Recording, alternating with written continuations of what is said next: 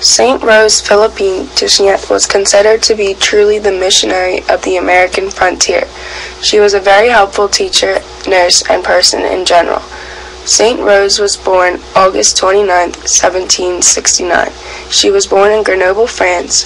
She was baptized at the Church of St. Louis and received the name Philip the Apostle.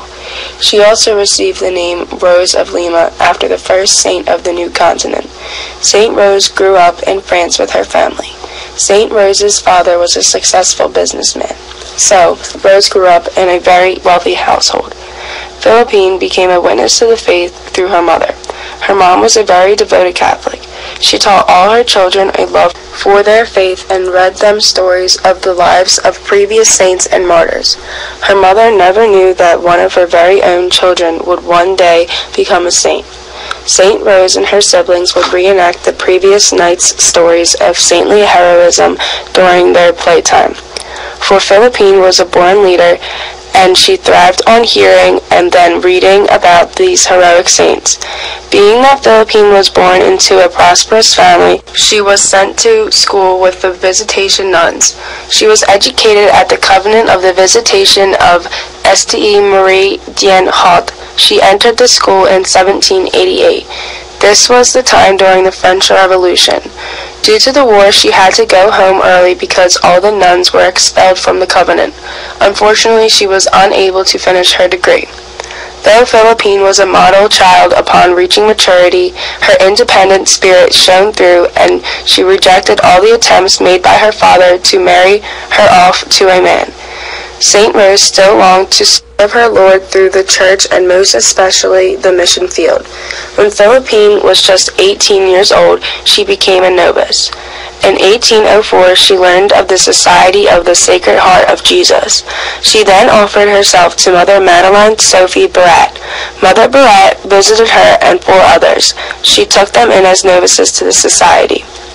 Saint Rose Philippine Duchesne had always wanted to go to missions since she was a child. Her call to the missions had deepened since then. She wrote a letter to Mother Barat about the spiritual experience she had the night before the Eucharist on Holy Thursday. In this letter, she wrote, "I spent the entire night in the world, carrying the Blessed Sacrament to all parts of the land. I had all my sacrifices to offer, a mother, sisters, family, my mountain. When you say to me, 'Now I send you,' I respond quickly with, 'I go.'" However, she waited 12 more years. In 1818, she finally fulfilled her dreams. When Bishop William Dubourg, Bishop of New Orleans, requested for nuns, she quickly responded. He was looking for educators to help evangelize Indian and French children of his diocese. Saint Rose Philippine Duchesne and 4 other nuns were sent to New Orleans. When they got there, she immediately opened a school.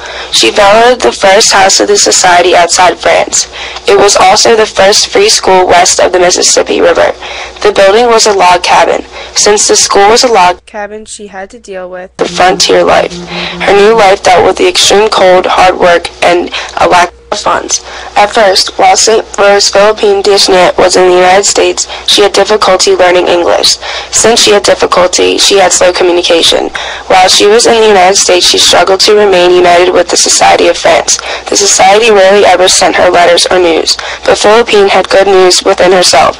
She had founded many houses. By 1828, she founded 6 houses. She built a convent, orphanage, parish school, a school for Indians, a boarding academy, and a novitiate for her order. The schools were meant for the young women of Missouri and Louisiana. She loved the schools and people with all her heart. Saint Rose wanted to serve American Indians. By the time she was 72 years old, she opened a mission school for Indian girls at Sugar Creek, Kansas.